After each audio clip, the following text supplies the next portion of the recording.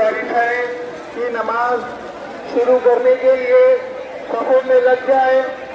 अरे जनाजे की नमाज के लिए मौलाना तकरीर के रहे खामोश हो जाए। मौलाना खामोश हो जाए। तकबीर के रहे खामोश हो जाए। सब बनाए सब जनाजे की नमाज। अस्सलामु अलैकुम व रहमतुल्लाह।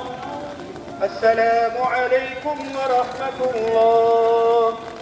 भाई इत्मीनान से खड़े रहो, इत्मीनान से खड़े रहो, इत्मीनान से।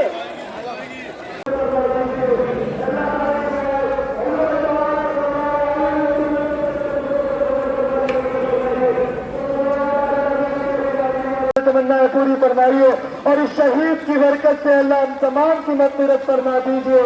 अल्लाह हमारी दुआएं हुज़ूर पाक सल्लल्लाहु अलैहि वसल्लम के सच्चे शुक्र में कबूल फरमाइए, मंजूर फरमाइए। सल्लल्लाहु तआला नबील करीम आमीन या रब्बल आलमीन बिरहमतिका या अरहमर राहिमीन। भाई सारा मजमा जहाँ खड़ा है वहीं रुका रहे। आप लोगों से गुजारिश